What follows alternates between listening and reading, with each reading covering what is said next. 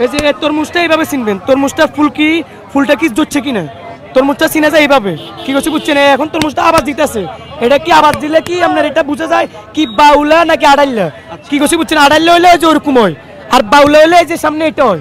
ঠিক আছে, সবসময় তরমুজের ফুটকি দেখবেন, এই যে এটা কি ফাটছে কিনা, এটা হলো ফুলটা ফাটলে ফরিয়ে গেলে আপনার তখন তার তরমুজটা ফাঁকি হয়ে যায়, অলরেডি পাইকা যায়। কি করছে বুঝছেন?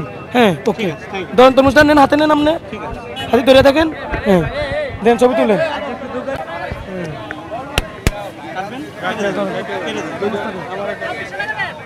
কত আছে? 250 প্যাকেট করো,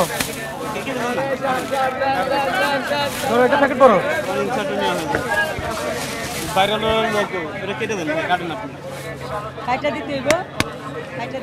না 72 প্যাকেট বল। আপনার ওখান থেকে ভিডিও আমি বলতেছি আপনাকে, যদি তরমুজ খারাপ হয় আমি একটার বদল 3টা তরমুজ দেবো। এখন এখানে কাটলে মানুষ বিদ ধরবে। ঠিক আছে, তরমুজগুলো গ্যারান্টি আছে, ভালো আছে, আপনি তরমুজগুলো খাইয়া রিপোর্ট দিবেন। আজকে আসছেন তো তা না, কালকেও আসবেন ইনশাল্লাহ। তরমুজগুলো আপনি নিয়ে বলবেন কি তরমুজগুলো ভালো হয়েছে। এখন তরমুজ কাটা যাবে না, কাটলে অনেক মানুষ বিদ ধরবে। আমরা তরমুজ এক তরমুজ আনছি, 1 নাম্বার তরমুজ আনছি, বুঝছেন? তরমুজটা খাইয়া খবর বলবেন। আমার ভাই আমারে দেখা দিয়ে গেছে তরমুজগুলো কিভাবে চিন্তা, তুমি দেখো সবসময় তরমুজ এটা দেখবেন, এটা পাকছে কিনা, এটা পাকছে কিনা। এই এখন তরমুজ 2টা পাকনা দিচ্ছি, ধর এটা মাপ কত আছে, কত আছে দেখ। না ওনারে বলছি আমি, আমরা জগদা বিবাদের লোক না, সাদা হলে আপনি খালি ভিডিও করে নিয়ে আসবেন। আমাকে একটু দেখান, মানে কিভাবে বুঝবো তরমুজটা পাকা?